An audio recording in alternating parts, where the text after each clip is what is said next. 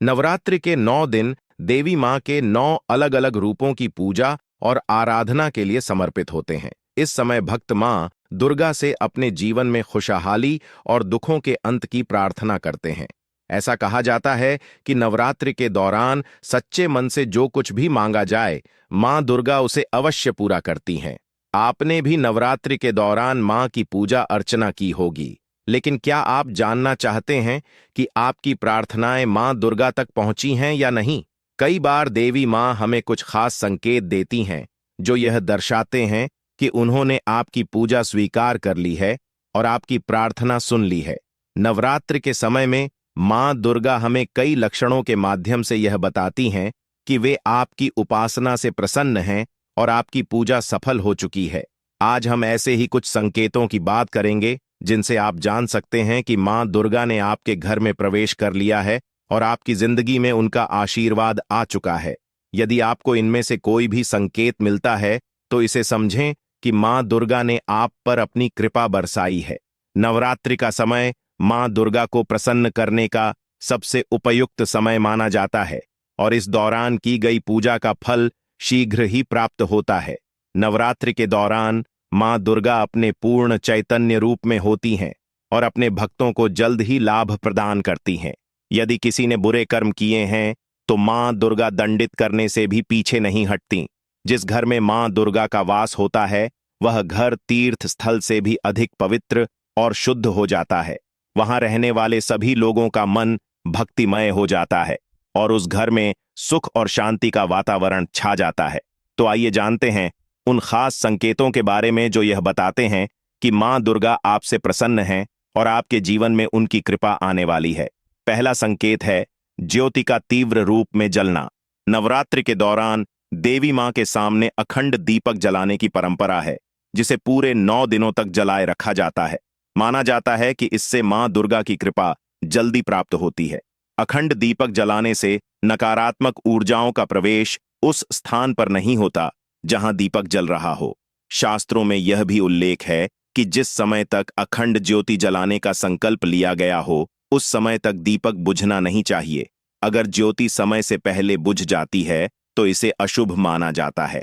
यदि नवरात्रि के दौरान आपका दीपक लगातार और बिना किसी रुकावट के जलता रहा है तो यह एक बड़ा संकेत है कि मां दुर्गा आपसे प्रसन्न हैं और आपकी पूजा को स्वीकार कर चुकी है।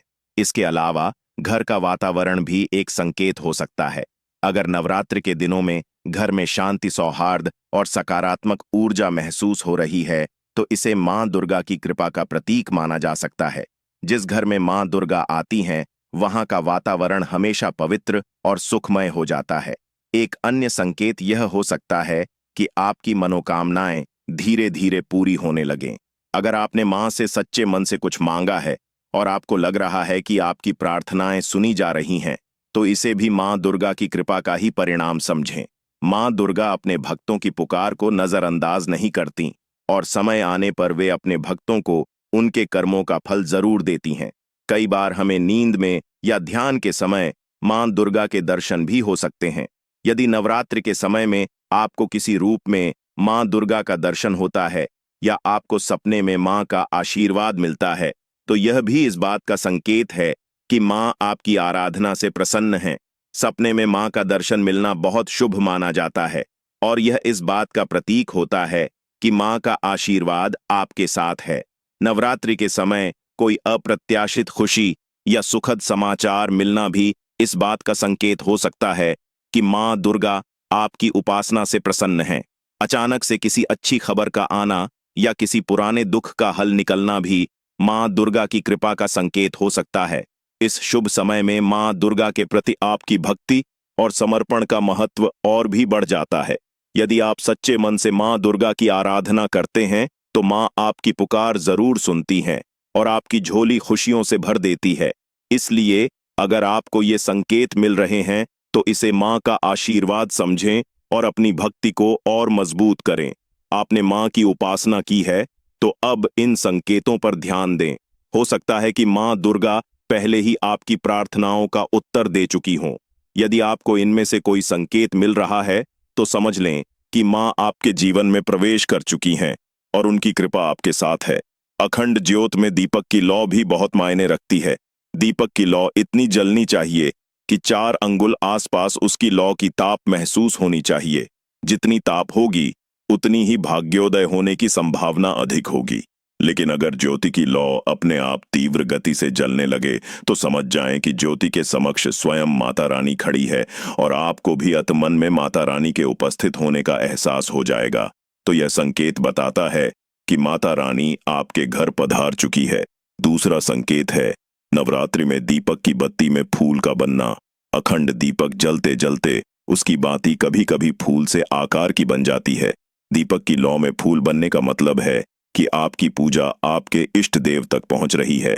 यानी नवरात्रि में इस प्रकार दीपक की लौ में अगर फूल बनता है तो आपकी पूजा माता रानी तक पहुंचने का यह संकेत है। माँ की कृपा दृष्टि आपके ऊपर जरूर बनेगी।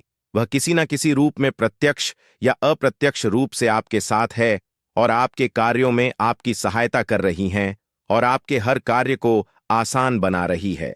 ऐसे में माँ को धन्यवाद अवश्य दें। माँ आपके सभी को कष्टों को दूर करके ही अपने धाम वापस चली जाएगी। दोस्तों, तीसरा संकेत है बार बार गौ माता का घर में आना। जिस घर में माँ दुर्गा रहती है उस घर में उसकी बहन कामधेनु उनकी सेवा के लिए, उनके दर्शन के लिए बार बार द्वार पर निश्चित ही आती है और यह घर के आसपास घूमती रहती है। 9 दिनों तक वहां से जाती नहीं है। ऐसे में समझ जाएं कि माता रानी का आपके घर में आगमन हो चुका है। इन दिनों अगर रास्ते में गगा आती हुई दिखें तो उसे अपने दाहिने से जाने दें। देखें कि गौ माता को कोई कष्ट न पहुंचे।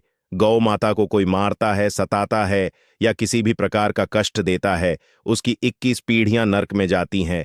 गौ के सामने कभी पैर करके बैठना या सोना नहीं चाहिए, ना ही उनकी तरफ कभी थूकना चाहिए। जो ऐसा करता है वह महापाप का भागी बनता है।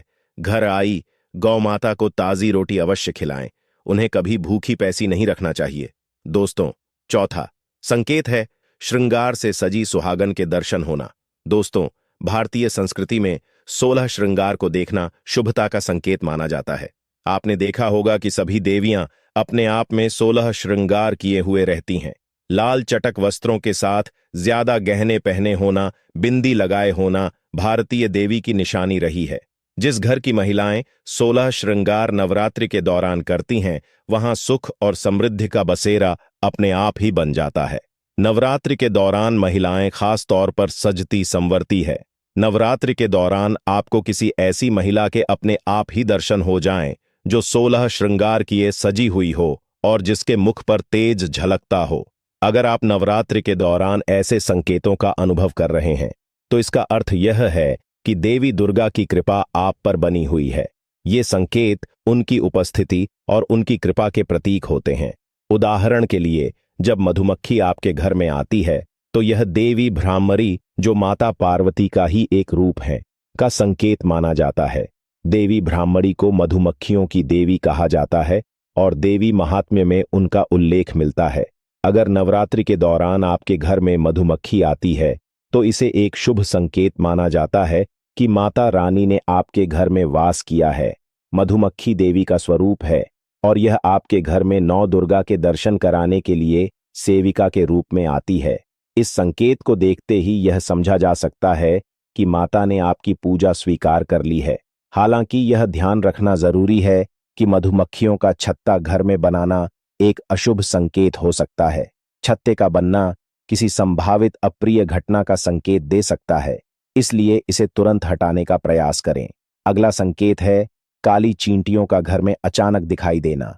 हम अक्सर चींटियों को सामान्य बात मानकर नजरअंदाज कर देते हैं, लेकिन अगर आपने ध्यान दिया हो कि काली चींटियां आपके घर में अचानक से दिखाई देने लगी हैं, तो यह एक शुभ संकेत हो सकता है। यह संकेत बताता है कि आपके जीवन में कोई महत्वपूर्ण बदलाव आने वाला है और यह बदलाव आपके और आपके परिवार के लिए मंगलकारी होगा। इसका यह मतलब है कि माता दुर्गा आपकी समस्याओं को दूर करने वाली हैं और उन्होंने आपकी पुकार सुन ली है। हालांकि इसका यह मतलब नहीं है कि आप चींटियों को घर में आने दें या उन्हें आमंत्रित करें। आप उनके स्वागत में आटा डाल सकते हैं ताकि माता को यह पता चले कि उनका संकेत आपको मिल चुका है। इसके बाद चींटियां अपने आप चली जाएंगी। अगला संकेत है जब कोई फटे कपड़े पहने याचक आपके द्वार पर आता है अगर नवरात्रि के दौरान ऐसा होता है तो इसे इस रूप में देखा जा सकता है कि माता रानी स्वयं रूप बदलकर आपकी परीक्षा लेने आई हैं। अगर ऐसा याचक आपके दरवाजे पर आए तो उसे खाली हाथ मत जाने दें, क्योंकि यह देवी का आशीर्वाद प्राप्त करने का अवसर हो सकता है। इस दौरान किसी भी याचक को कुछ न कुछ देना शुभ माना जाता है। इसके अलावा नवरात्रि के दौरान बोए जाने वाले जौ से भी भविष्य के बारे में संकेत मिलते हैं। जौ का अंकुरित होना या न होना इस बात का प्रतीक है कि आपका आने वाला समय कैसा रहेगा। अगर जौ 2-3 दिनों में अंकुरित हो जाता है तो यह एक शुभ संकेत होता है। अगर जौ का न उगना यह दर्शाता है कि आपको भविष्य में सफलता प्राप्त करने के लिए कड़ी मेहनत करनी पड़ेगी। वहीं जौ का आधा पीला और आधा हरा होना यह बताता है कि आपका आने वाला साल मिश्रित परिणामों वाला होगा। इसका अर्थ है कि साल का आधा हिस्सा अच्छा रहेगा और आधा मुश्किलों भरा हो सकता है। यदि जौ का रंग हरा है तो यह बहुत ही शुभ माना जाता है। इसका अर्थ है कि आपकी पूजा सफल रही है और माता ने उसे स्वीकार कर लिया है। इसका मतलब यह है कि आने वाला साल आपके लिए खुशियों से भरा होगा। यह भी मान्यता है कि व्रत की कथा सुनना और सुनाना दोनों ही मंगलकारी होते हैं, क्योंकि इसके द्वारा हम व्रत के लाभ दूसरों तक पहुंचाते हैं। इसी प्रकार इन संकेतों के बारे में दूसरों को बताना भी माता के प्रति आभार व्यक्त करने का एक तरीका होता है। अगर आपको इनमें से कोई भी संकेत मिला है तो हमें कमेंट में जरूर बताएं। साथ ही जय माता दी लिखना न भूलें। अगर आपको यह जानकारी अच्छी लगी हो तो इस वीडियो को लाइक करें, अपने दोस्तों के साथ शेयर करें और चैनल को सब्सक्राइब करके बेल आइकन जरूर दबाएं ताकि आपको आने वाले और भी नॉलेजेबल वीडियो सबसे पहले मिलें।